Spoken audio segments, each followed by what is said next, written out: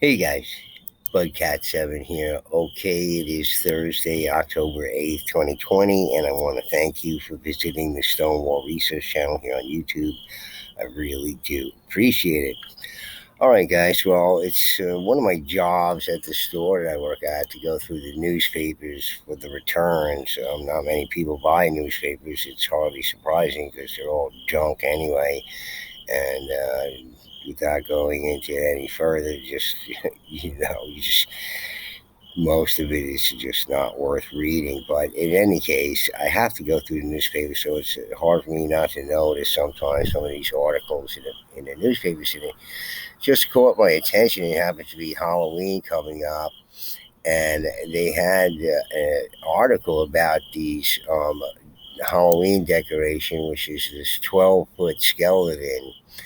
And there's this article about it in the New York Post. It's like on the second page, which I found it kind of interesting. First of all, it's a decoration that most people can't afford. It's $300 for this 12-foot skeleton, which you can see there. Like this lady here, it's quite big. And let's see if I can scroll. I can't seem to scroll down on this, but in any case, I saw it in the post there. You have the saying, here's the, guess you'll see the size difference here. Okay, and we hear of these accounts of these rather large skeletal remains being unearthed in the past through the accounts I've read to you on this channel.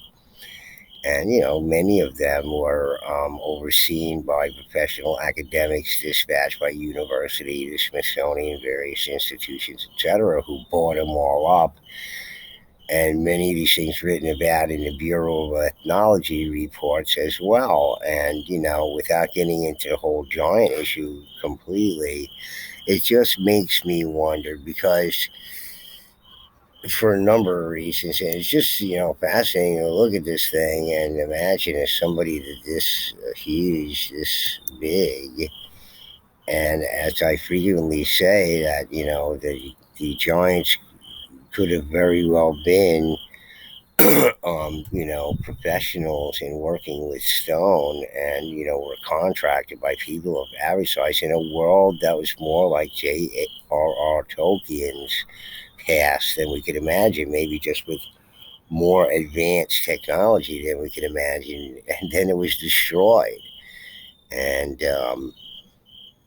these people were left over from a different time, a different age, and a different sort of gravity and atmosphere, and all of these things. So this is why scientists wonder why the dinosaurs could be as big as they were. In our current gravity, it seems like they couldn't even move their feet, despite the fact that they were huge and strong and everything.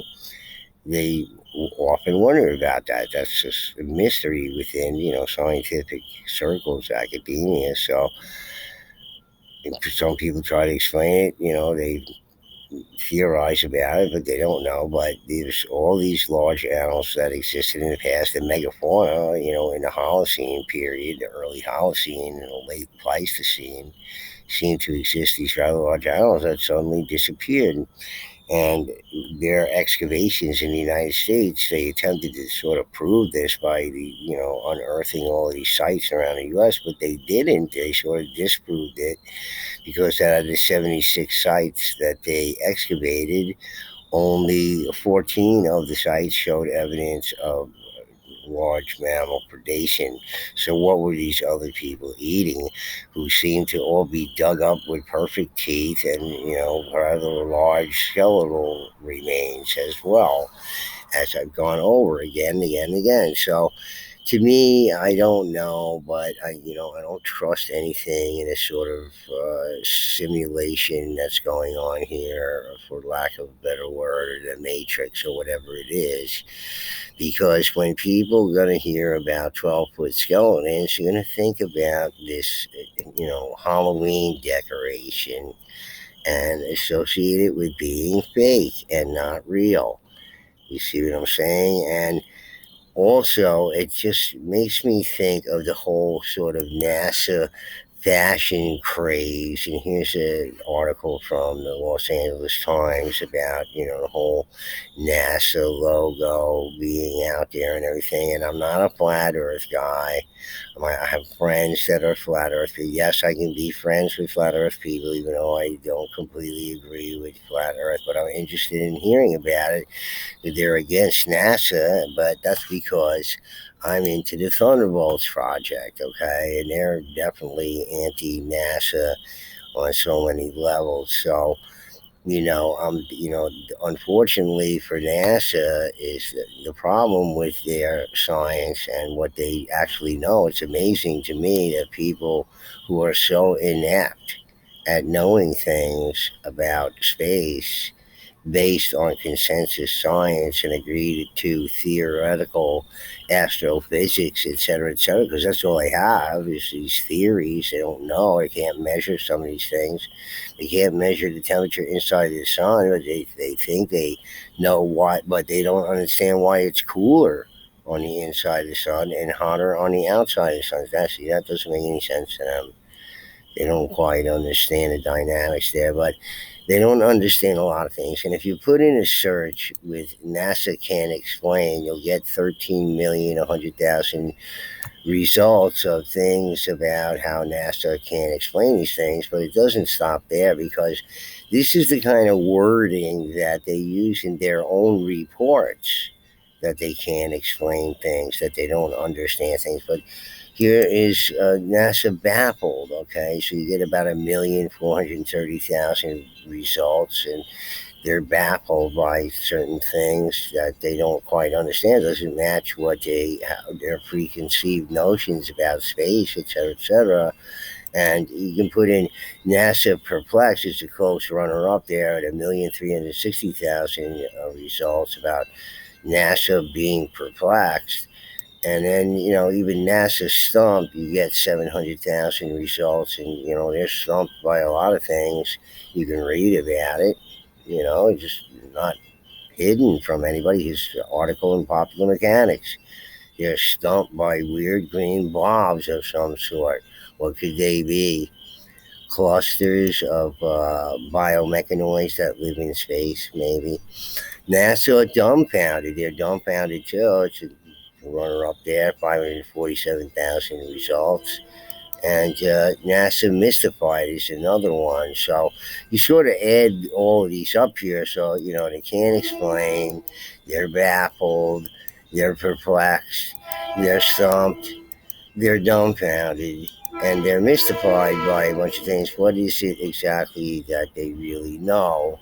And I don't think it's as much as people really think. And they make themselves look like they know a whole lot of stuff.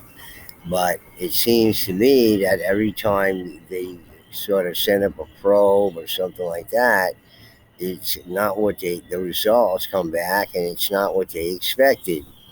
And why would that be? Well, maybe they have the premise wrong. And, that's something the Thunderbolts Project is all about, is sort of putting forth the ideas that the mechanics of the cosmos is based on, electromagnetic, primarily, phenomena primarily, and not, gravity driven, astrophysics type, um, perspective that NASA has. So, it just seems to me they're pushing the whole NASA thing a lot, but it's wise that, does NASA, need to be reinforce their ideas about things, which are all seem to be off the mark, because they're always baffled and dumbfounded about the results. And you hear about it on the Thunderbolts project. They go over it in detail. They take the release, the reports released by the, specific agencies, that comment and report on these things from mainstream academics, and they go over them on their channel and point out, all their misunderstandings and misgivings about, what their expectations are supposed to be about what they know, or their preconceived notions about it based on theoretical science and consensus theoretical science that's peer reviewed. That's even theories are based on a consensus of peer reviewed science. So it's basically a bunch of people voting on the theories that they like best, and people could have other theories of equal merit, but just because of slight margin of people in their own field voting for whatever it is that they like better, that's what they go with. And these other people with theories of equal merit are just never thought about again. You have to read about them later on, after they screwed up more of what we think is reality. But I'm just saying, just it's very curious to me that this whole NASA fashion thing comes out, and what are they trying to do, and what are they trying to reinforce the idea that NASA is this super great agency and they understand all this stuff? Do they? I don't think they do. I think they don't understand a lot because their premise is wrong, and they're basing it on a lot of accepted theories and hypotheses, and those theories and hypotheses just don't match the data, and that's why they're always dumbfounded. And that's why Thunderbolts comes along to explain it a little bit more. But back to the 12-foot skeleton, what are they trying to do here? They're trying to make it like, hey, every time somebody will mention a 12-foot skeleton, you're going to think about some sort of Halloween decoration. You're not going to take it seriously. You see what I'm saying? So maybe it's not something so much as it's orchestrated by some evil, person with a curly black mustache or something like that, behind the scenes or whatever, but just sort of emulates because it's baked into the cake. By everything people learn and what they hear through mass media and everything else, that these things come to be. But even the people who create these things don't even know their own motives because they don't know themselves. They have a false self that they believe in. And, as this famous lady psychologist, one day I'll remember her name, said, what's to say about somebody who's well adjusted, quote unquote, in a sick society? And if you don't think our society is sick, at least here in the United States of America, I don't know, you're living under a rock or something like that, because we got some real problems here. And look, if you're well adjusted, what's that say about you? Maybe you're sick too. But just it just piqued my curiosity that this be like a second page article in New York Post. Apparently, these things sell for like $300 originally, but now you can't get a hold of them, and they're charging like over 1,000, like $1,300 for them. So the price has gone through the roof. Only people who have the money to blow on that kind of stuff, because the average people are not gonna spend $300 on that. Maybe if it's $300, but at $1,300, no. It's only for rich people now. And it's all those are the ones who sort of look down their noses and poo-poo the whole giant thing, or religion or whatever. And I'm not even, me on my channel, I don't promote the whole religious thing or anything like that. But these are the people who do believe in the giants, whether they're Nephilim or the alien UFO crowd who believes in the Anunnaki or whatever it is. These people are curious about these things. I don't believe in those things. I think those are rabbit holes, but that's what I believe. But I express that on my channel, quite often. I think those things are a waste of time and really need a more rational and scientific explanation for these things, because this would be highly unusual for any of these people to be so tall in the past based on current science, comparatively on current science, which is a related field of science on growth and height in Homo sapiens and human beings. Okay, that's a whole separate science. According to that science, it's highly unusual. Highly unusual. Okay, here comes a train. So, in any case, this is what I'm saying. It's like you wonder why these sort of things turn out to, to come out at these certain time periods, and what is the actual motivation behind this? I don't know, but it could be, something, you know, on a more sort of a sinister level. I don't know because, like I said, when people think about, when they hear about 12-foot giants, reported in these accounts from the past, they're going to think about this Halloween decoration and about how it's fake. How it's just a decoration. How it's going to sort of, minimize the whole giant story, and this is what it'll bring to mind for people. So let's just see, was it necessary to have this thing or produce this thing or whatever it is? Was it? I don't think so, but it's awfully expensive Halloween decoration. Seem only available to people, affluent people, whatever. So I don't know, folks, but I'm off. I never think anything's mere coincidence. Okay, and as far as the NASA fashion statement that's being made or whatever, you got to remember all this stuff, folks. NASA is not what it's cracked up to be. I know you think differently, or you think people who are just, they're like the flat earthers are against, yeah, the flat earthers are against NASA, but the flat earthers aren't the only ones against NASA.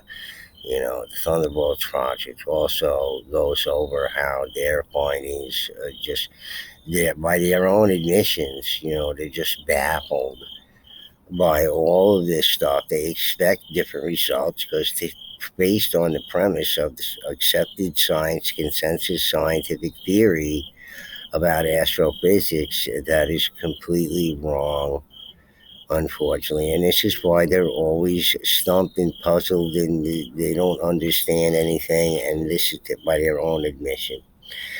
All right, so anyway, I just wanted to bring that little piece of news to you about the 12-foot giant and the the NASA fashion trend weird thing that's going on.